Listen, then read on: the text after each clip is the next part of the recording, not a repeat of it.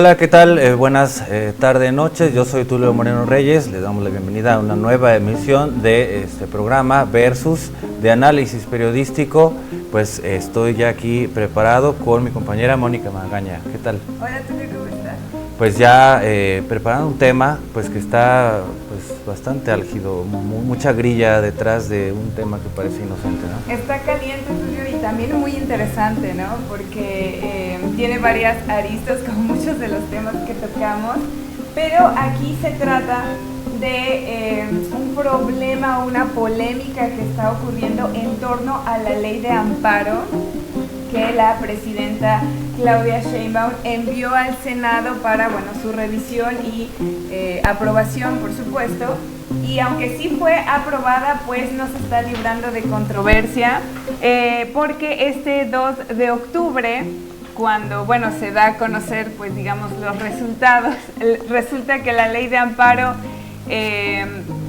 regresa con un transitorio que algunos les parece bien, pero otros lo rechazan porque parece que viola la Constitución y la presidenta lo rechaza por completo. Muy brevemente, ¿de qué se trata esto? El senador Manuel Huerta, Ladrón de Guevara, decidió meter un transitorio a la ley en donde él decía que era para que se hiciera cumplir la ley de amparo como era debida y que no hubiera posibilidad a que alguien se quisiera aprovecharse, encontrar algún recoveco y entrar, lo cual ya de por sí es controversial porque, unos dicen que era absolutamente innecesario y que de hecho pues metía el pie a la ley. Y es que, Tulio y amigos, la reforma a la ley de amparo pues fue enviada por el Ejecutivo con un objetivo claro que de hecho la presidenta explicó después, pero el senador Huerta propuso y de hecho logró que se aprobara con 70 votos a favor un añadido a un artículo transitorio que dice lo siguiente, y abro comillas: los asuntos que se encuentren en trámite a la entrada en vigor del presente decreto continuarán tramitándose hasta su resolución final conforme a las disposiciones que establece este decreto, y se cierran comillas. Sin embargo, Tulio, en términos muy simples, esta modificación busca que la ley no solo se aplique a los juicios de amparo en el futuro, sino que también a todos los que ya están en proceso, pero que no han sido resueltos, lo cual aquí empieza la enorme controversia, porque sabemos que las leyes no pueden ser retroactivas. Esto significa que una vez que una ley entra en vigor, es a partir de ese momento hacia el futuro, pero no a partir de ese momento y para atrás. Pero cuando está diciendo que se encuentran en trámite a la entrada en vigor, lo que está diciendo es que se trata de que todo aquello que sigue en pleno desarrollo, que está en pleno desarrollo, ya se le aplica esta nueva ley de amparo. No obstante, si están en pleno desarrollo, es que comenzaron en el pasado con la ley de amparo que no estaba modificada como recientemente se ha propuesto. Pues ¿por qué no vemos cómo lo dijo el senador veracruzano durante su discusión cuando entró ahí al Senado el 1 de octubre? Miren, compañeros, el pueblo está cansado de que se abuse del amparo para retrasar la justicia, para alargar procesos sin fin, para evadir responsabilidades. Con esta modificación se cierran esas puertas de impunidad y se abre el camino a un cumplimiento efectivo de las sentencias. Este es el verdadero sentido de la cuarta transformación en la justicia: que los derechos del pueblo se cumplan sin simulaciones, que la ley no se use como escudo de privilegios y que la justicia deje de ser eterna promesa para convertirse en realidad. La regla general es que la ley se aplica desde su entrada en vigor y hacia adelante. Solo cuando afecta derechos adquiridos de manera previa puede hablarse de retroactividad violatoria. Lo que aquí discutimos no afecta a derechos adquiridos, porque no modifica la esencia del juicio de amparo, sino que precisa su naturaleza jurídica y asegura la correcta aplicación de las normas. Además, dejo en claro que no se tocan derechos colectivos ni individuales. Ninguna persona pierde derechos que ya ejerce. Lo que realmente ocurre con esa modificación es que se evita que se sigan usando amparos como un recurso para dilatar sentencias firmes, especialmente en materia fiscal, con lo que se impide que quienes han sido condenados evadan el cumplimiento de la justicia. Desde la perspectiva de la teoría de la norma, tampoco hay retroactividad, porque el contenido se proyecta de manera prospectiva, aplicándose a los nuevos casos. Bueno, pues así se expresó el senador luego de que le leyeran ahí en el Pleno que pues hay una jurisprudencia que establece esta irretroactividad y bueno, pues él se justificó de esta manera. Hay que aclarar que un artículo transitorio, eso es lo complejo de esta situación. Un artículo transitorio se crea para precisamente determinar cómo se va a hacer, pues como lo dice su nombre, una transición pues de un régimen anterior jurídico al nuevo y pone cómo va a ser el procedimiento. Pero en este caso, el despropósito es que lo que hace este artículo transitorio es confundir las cosas. Obscurece la ley, lo cual es ahí donde empieza la controversia. No olvidar que, bueno, esto que acabamos de ver de Huerta, él lo expone el 1 de octubre, pero para el 2 de octubre, en la mañanera de la presidenta, ella manifiesta que no está de acuerdo. De hecho, dice que este artículo transitorio viola el artículo 14 de la Constitución que, como hemos dicho, prohíbe expresamente la retroactividad.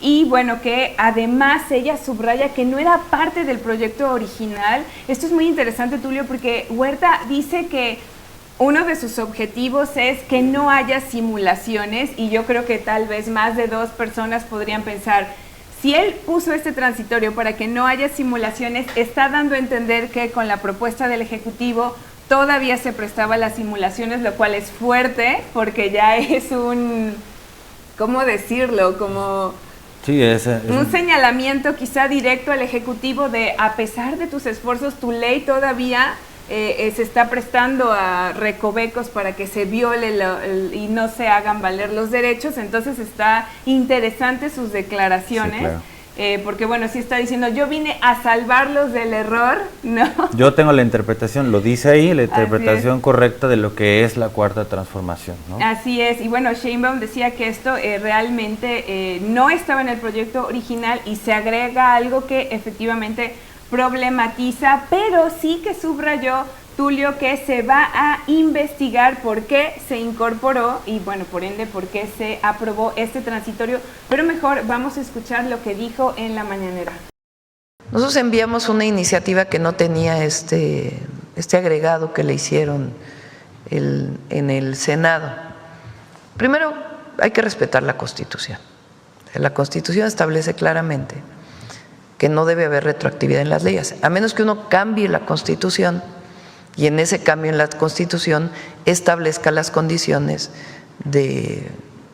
para contratos previos o para otras acciones.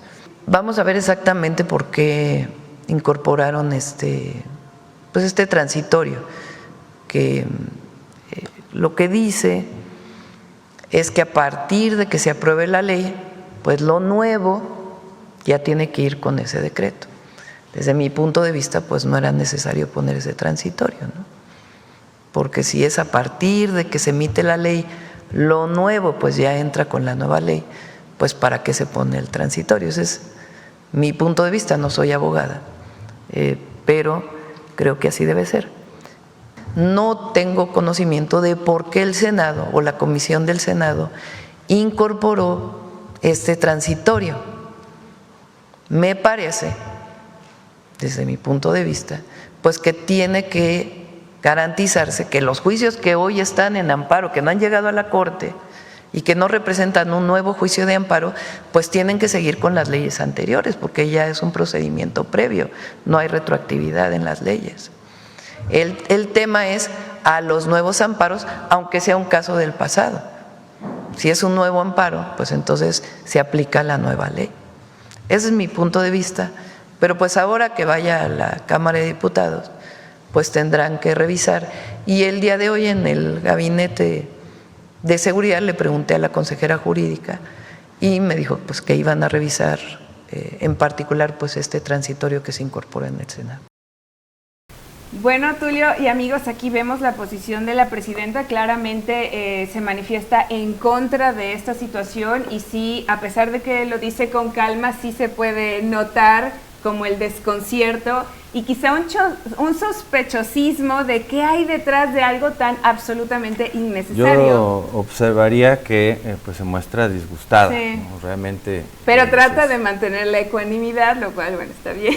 Claro, pero pues esto va de un tema en el que vamos a ahondar, pues de ciertas tensiones que se han dado internamente en Morena. Sí, de hecho lo que sale a la palestra es que podría existir un conflicto o una tensión entre el Poder Ejecutivo y una fracción del mismo partido, es decir, de Morena, que pudiera estar intentando meter el pie, no sé, ya vamos a verlo y por supuesto que nuestros amables televidentes nos digan qué piensan de una situación como esta, en donde incluso cuando escuchábamos a Huerta, bueno, por lo menos en mi opinión personal, no sé tú, Tulio, lo escuchaba y yo decía, no entiendo en qué resuelve, qué aclara lo que estás diciendo, incluso me deja todavía peor, porque simplemente al leer el transitorio es clara la retroactividad. Bueno, justamente, y en esta situación de aclaraciones, pues hoy, viernes 3 de octubre, salió el exministro de la Suprema Corte y actual coordinador de política y gobierno de la Presidencia de México, es decir, el asesor jurídico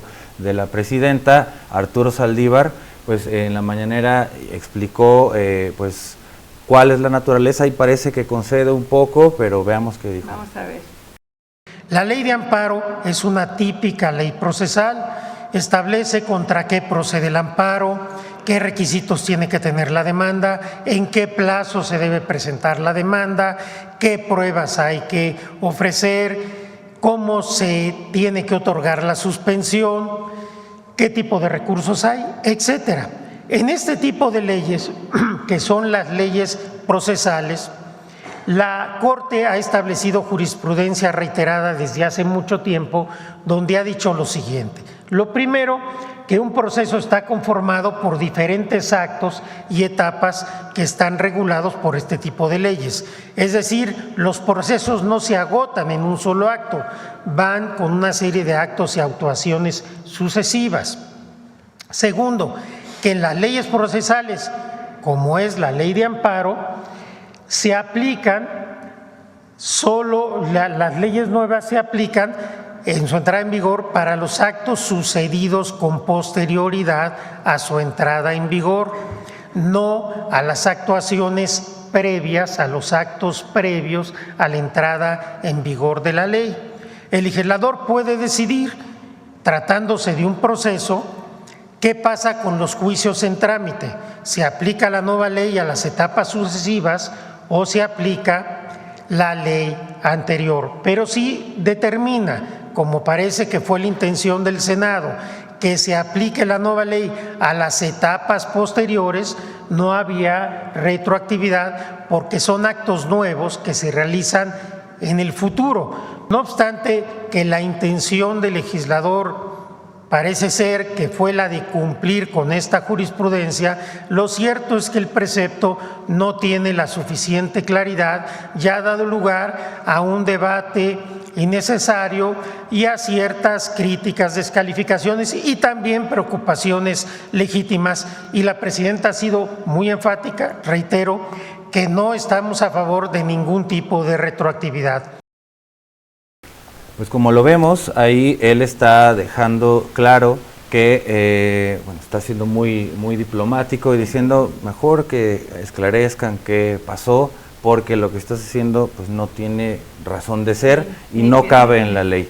Explica muy claro que la ley de amparo es procesal, es decir, procedimental, y pues que la entrada en vigor de una reforma aplicaría para las siguientes fases y no se tomaría como un todo y de manera retroactiva. Por eso insta a los legisladores a que pues corrijan esa parte.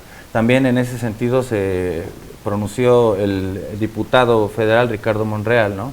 Sí, de hecho él sí dijo que aunque por supuesto que respetan la posición del Senado, sí que lo van a revisar porque si efectivamente hay un error, digamos un error de facto, ellos pues estarían en la obligación de corregirlo. No olvidemos que en este momento pues pasa a la Cámara de Diputados para ser revisada y en todo caso corregida, pero hay que estar atentos para ver si esto va a ocurrir así o se va a dejar de esa manera. Sí, todavía falta, pues esperemos que haya ahí pues esta corrección para evitar pues lo que ya produjo, que es pues que se señale o que se profundicen las críticas de que esta reforma es lesiva, que es regresiva, ¿no? Sí. Que daña los derechos y que ya se está socavando el Estado de Derecho en nuestro país. O sea, entonces, sin querer o queriendo, ¿verdad?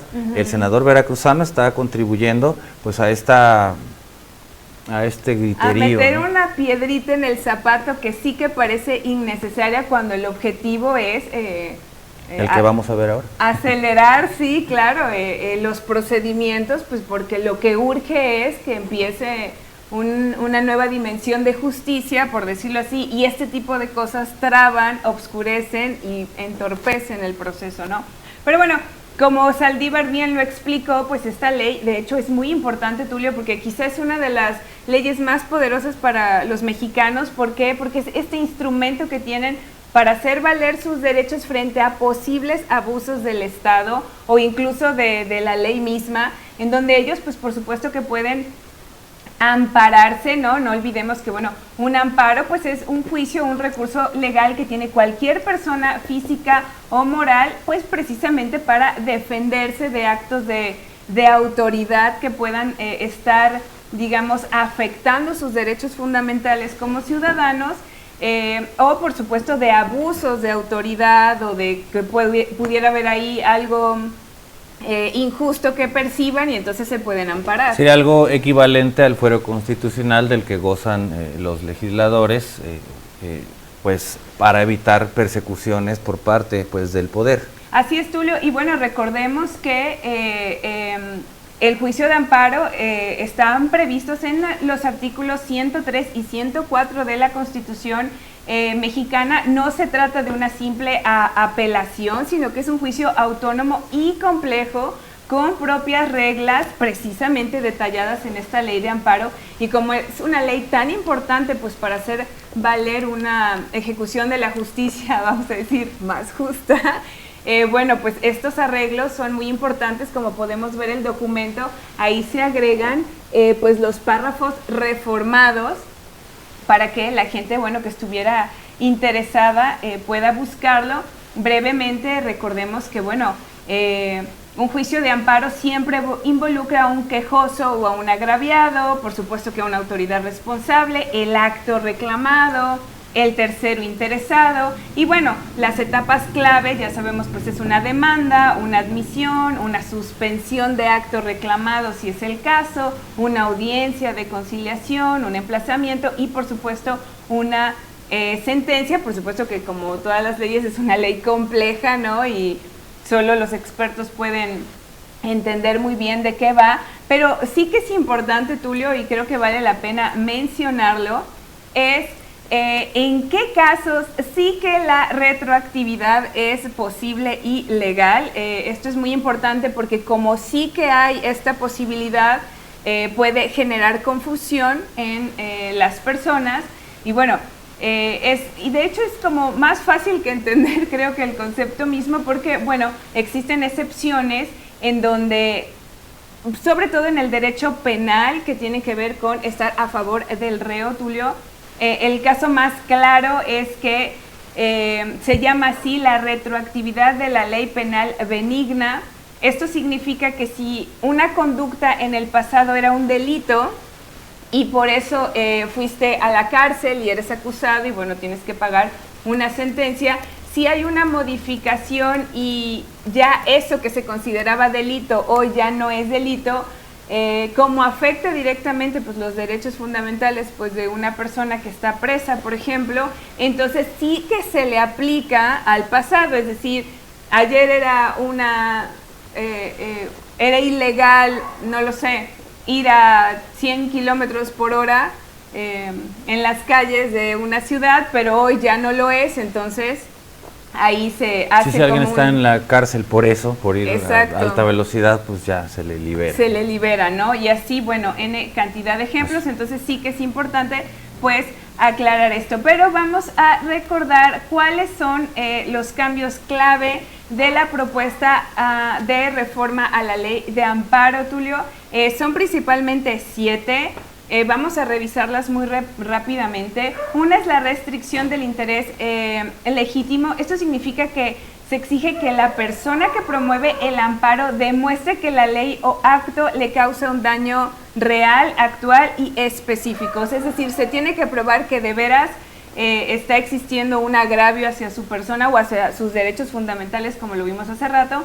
Limitación de las suspensiones provisionales. Esta fue una de las que más se mencionaron, porque se busca evitar la suspensión automática, por ejemplo, de bloqueo de cuentas, ¿no? Es decir, bueno, puede haber una acusación, por ejemplo, de lavado de dinero, pero bueno, vamos a evitar una suspensión automática como hasta ahora solía ser, que inmediatamente ahí parece que hay algo y pum, se corta.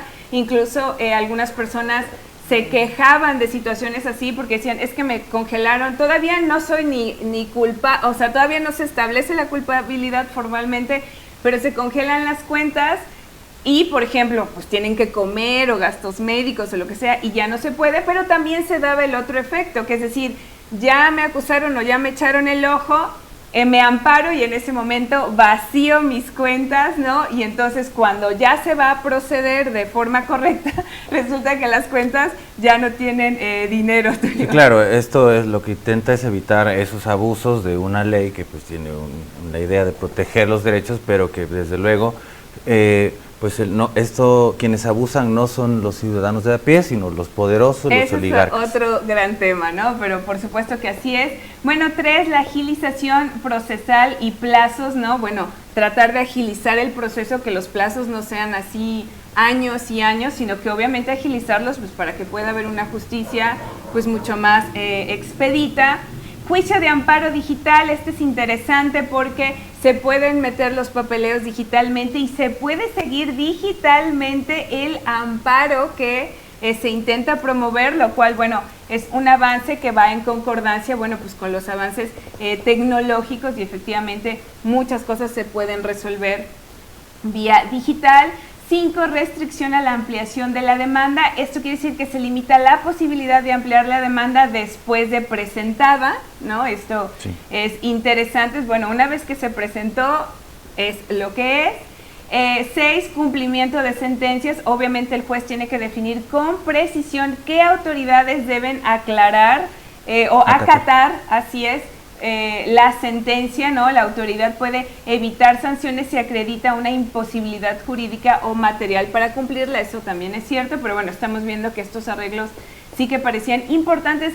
Y 7, Tulio y amigos, una armonización con leyes fiscales. Esto también es muy importante porque muchas de los que se favorecían con la ley de amparo anterior pues tenían que ver con desviaciones ahí precisamente que tuvieran que ver con lo fiscal, y ahora se busca facilitar el cobro de créditos fiscales, por supuesto que tiene que ver con deudas con Hacienda, y bueno, se volvería improcedente impugnar mediante amparo o recurso administrativo ciertos actos del procedimiento de cobro, ¿no? Dejando a los deudores, bueno, con menos herramientas para oponerse una vez que la deuda es clara y contundente, entonces ellos ya no pueden salirse por la tangente. Por supuesto, habrá quien diga, mira cómo van detrás de tus derechos con este terrorismo fiscal, ¿no? Como si Hacienda estuviera haciendo estas reformas para los digo, hay que reconocerlo, los pesillos que recolecta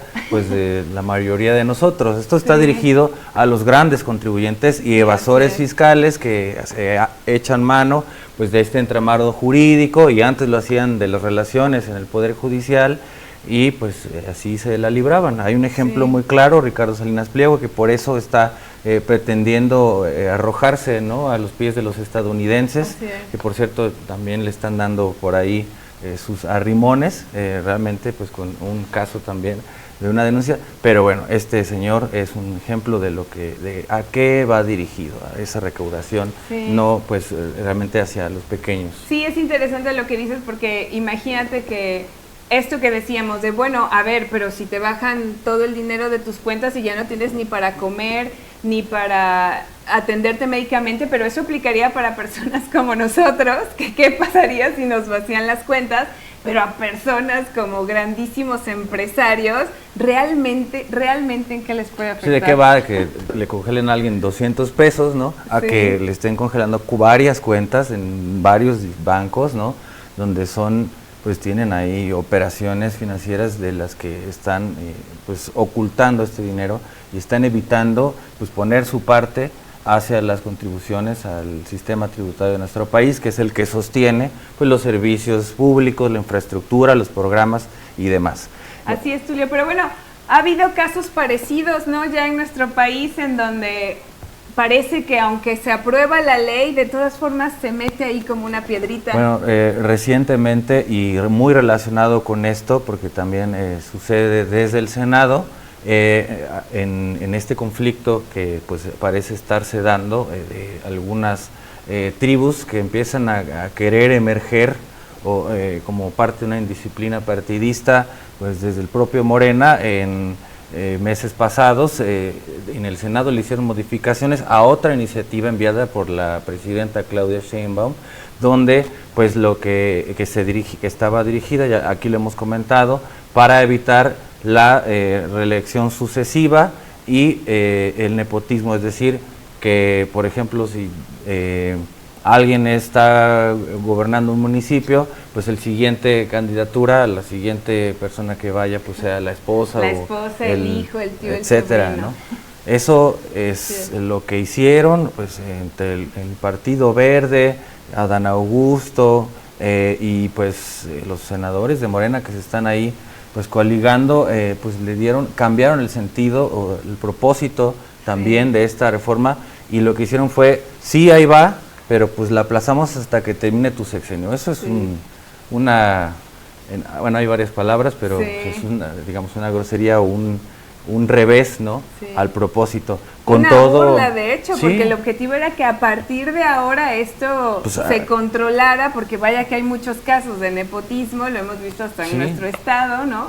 Pero al meter, bueno, sí, pero hasta 2030... Pues es no querer hacer el compromiso de, como clase política y como correligionarios de la presidenta morenista, Claudia Sheinbaum, pues de que se aplique esto. Y entonces hay varios casos en los que pues están evidentemente implicados personajes a quienes beneficiaría, como el gobernador de San Luis Potosí, del cual pues se dice que está alistando a su esposa para la sucesión, el clan Monreal, que tiene conquistado el estado de Zacatecas, y bueno, ahí ellos, donde son pues uno es alcalde de la capital, otro es gobernador y otro es diputado federal pues del Congreso de la Unión.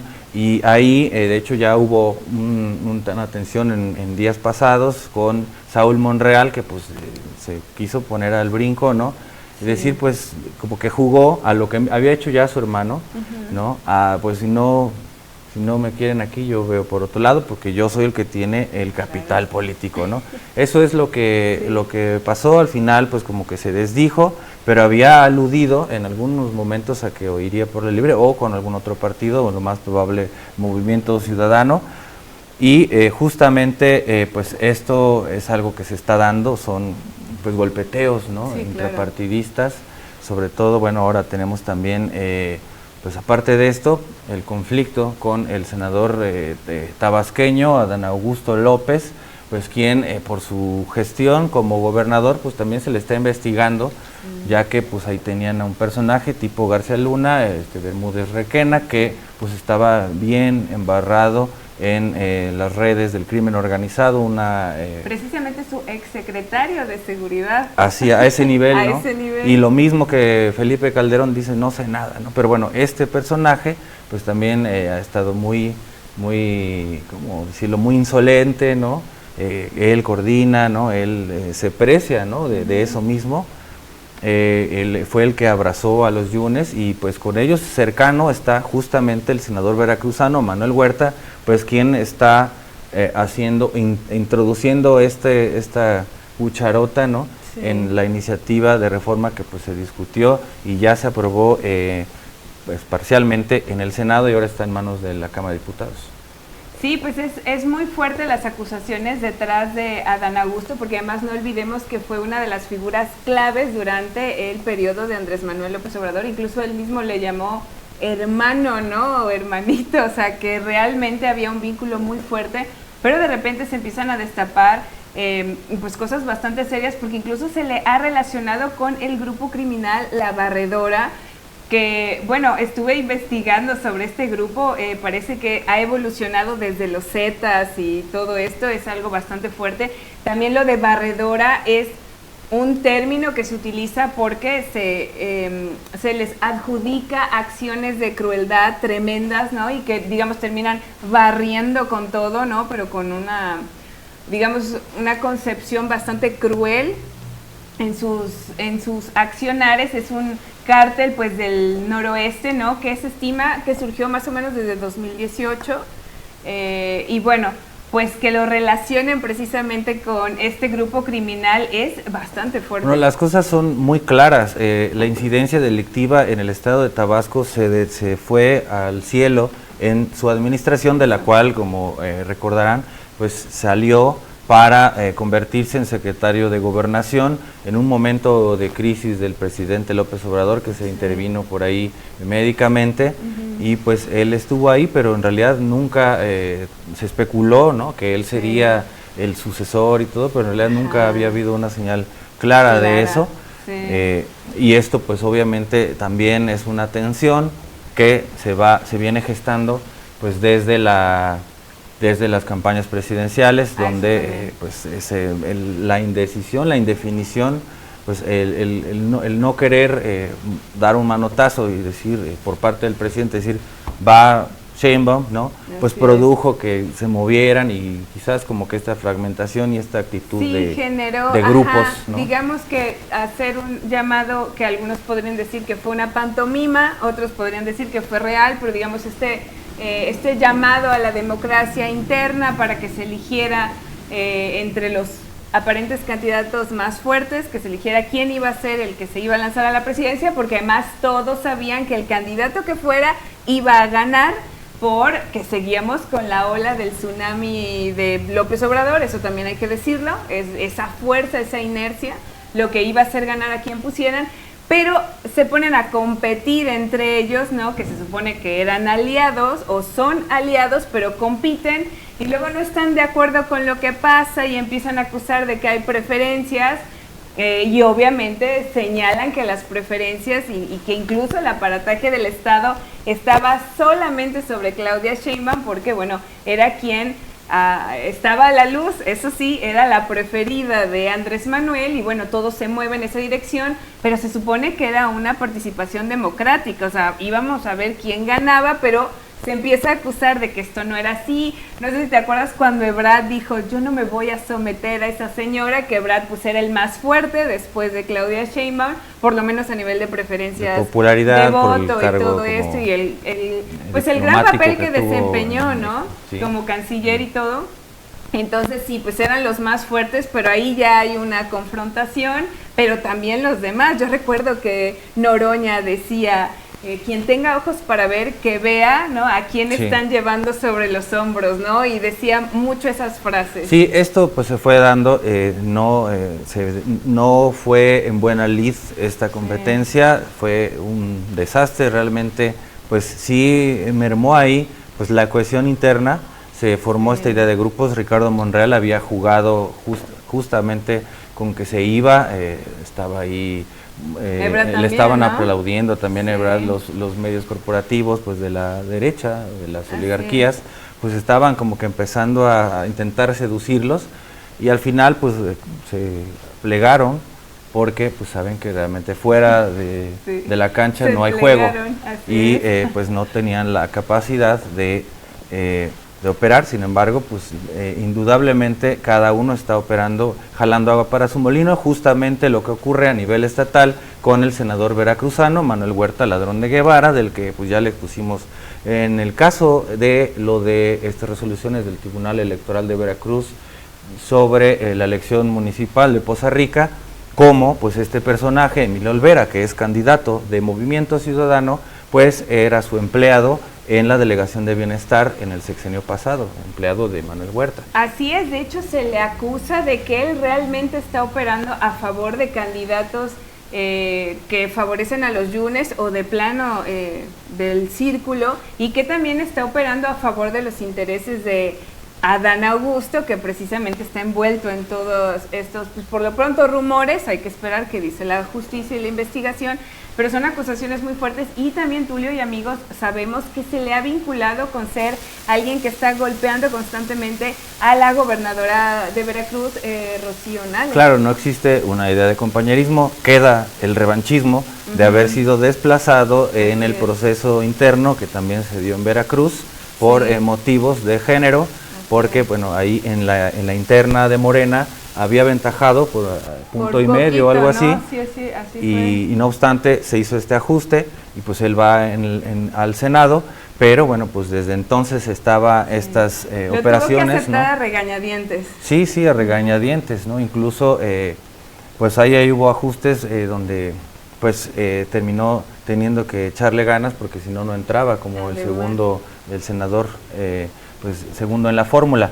Bueno, desde luego también esta relación ya la expusimos, ¿no? Con Movimiento Ciudadano también la tiene Ricardo Monreal, con otro caso aquí, Manuel del Río Virgen, que fue encarcelado por el tema de en el sexenio pasado por un delito pues que no procedía, pero bueno, él vino a hacer escándalo ahí. Él era por Movimiento Ciudadano del Río, pero había estado, era de su equipo, era de su gente, sí, claro, y entonces ellos están pues aparentemente y con sus acciones pues, están operando en contra de los intereses mismos, pues ya no sea del partido sino del movimiento. Una cosa es el Morena, donde están estos personajes, ¿no? Y otro es la causa.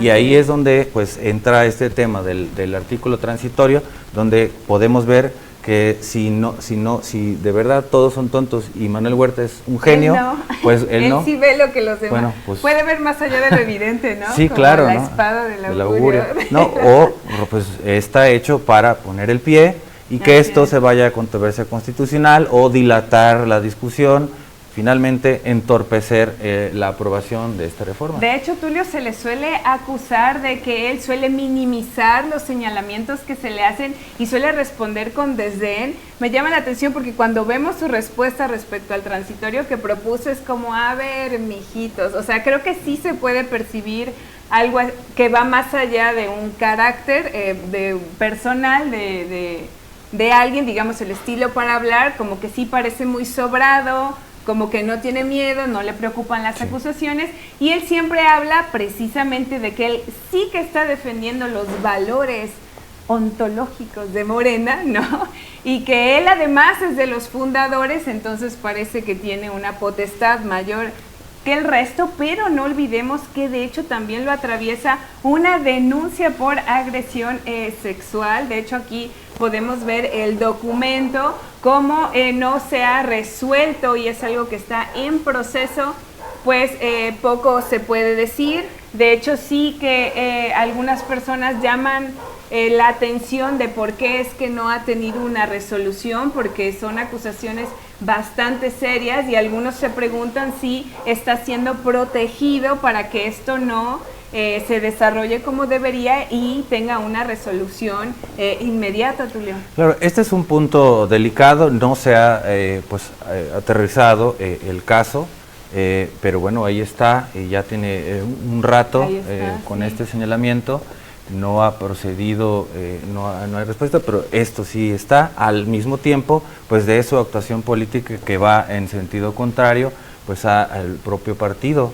Al parecer estaría pues alistando su salida de Morena, de alguna manera, pues ante esta confrontación, pues en la que ha entrado con el dirigente y con la propia gobernadora, con lo que no han llegado a sentarse a dialogar, pues para negociar finalmente en beneficio pues del proyecto, ¿no? Así es, Tulio. Y amigos, yo creo que una de las cosas más interesantes aquí es discutir si existe una dimensión política detrás de acciones como estas, en donde legalmente no parecen estar justificadas y que efectivamente parecen simplemente querer meter el pie, y si realmente están queriendo meter el pie, ¿por qué? ¿Qué está ocurriendo? ¿Por qué se está fragmentando el partido? O se está, como hemos dicho también en este programa, perredizando, ¿no? O sea, es decir, recordemos cómo fue el final del PRD, ¿no? De cómo estas luchas internas de grupitos unos con otros terminó desbaratándolo. Y es muy lamentable porque el PRD tenía esta práctica de asambleas donde se escuchaban a varios grupos que integraban al partido y había realmente discusión, deliberación y democracia interna, pero esto se descompuso después de 2006 y fue capturado por grupos que se acercaron al PRIAN y finalmente quedaron pues ahí arropados por ellos hasta que desapareció el PRD. Pues hubo una desbandada después de eso y quedó nada más el membrete, pues que estuvieron ahí explotando un tiempo ese grupo de los chuchos. Sí, así es, pero bueno, finalmente terminó por diluirse y quedar en el olvido, lo cual es una pena porque sí que existieron muchos logros con ese partido, por supuesto para la ideología pues más izquierdista, ¿no? y social. Pero bueno, es interesante preguntarse, este tipo de actitudes de Adán Augusto, de Monreal, de Huerta, que parecen dirigidas al Ejecutivo, a la presidenta, ¿qué implicaciones pueden tener?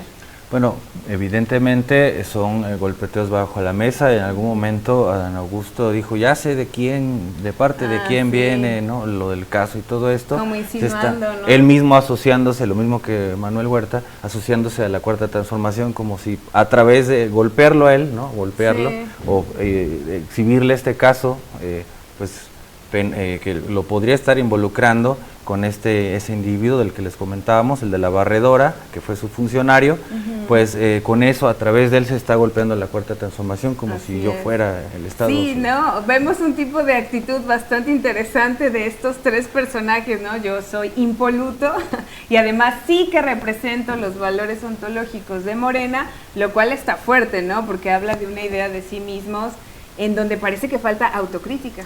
Sin duda, lo que hace falta autocrítica en esta etapa, que llaman pues los propios morenistas, el segundo piso de la Cuarta Transformación, pues es la consolidación, y no se va a dar si se mantiene una inercia pues que existía cuando había un liderazgo fuerte. Ahora no es decir que Claudia Sheinbaum no lo tenga, o Rocío Nale, sin embargo, pues estos grupos ya como que les gustó estar aparte y jalar solamente agua para su molino, como que forzar negociaciones internas cuando en teoría pues vamos todos con este proyecto. Hay un objetivo común, se supone, ¿no? Exactamente, ¿no? Y esto pues podría estar orillando a una situación que precipite una descomposición de Morena, que es el partido pues principal del movimiento de la Cuarta Transformación, al que se añade el Partido del Trabajo y el mercenario del Partido Verde, pues que está ahí viendo pues a conveniencia pues los hechos,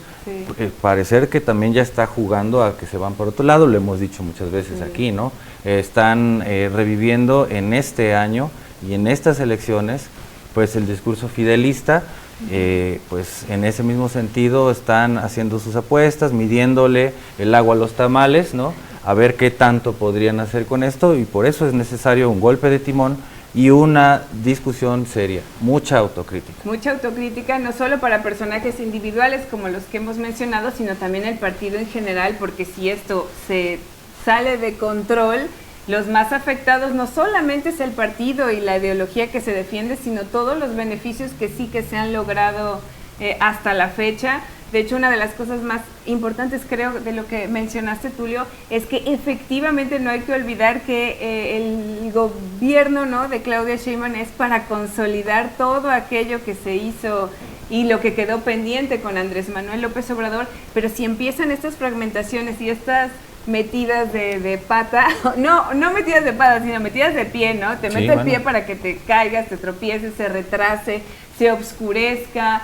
Eso está muy terrible porque ya vemos, como hemos dicho, este golpeteo interno cuando no debería existir, porque además son personajes clave que estuvieron, como decían las corcholatas, ¿no? Fueron grandes figuras cuando Andrés Manuel. ¿Y qué está pasando ahorita? Se está degradando en estas patadas bajo la mesa que no contribuyen, solo les va a reportar a ellos como grupos pues un beneficio inmediato, pero lo que están haciendo es desfondar pues el proyecto que sí tiene intenciones políticas y programa, gente, ¿no?, pues en pro del país. Y por supuesto del pueblo mexicano. Así es, pero bueno, es interesante también preguntarse si efectivamente en algunos personajes sí que les termina corrompiendo el poder.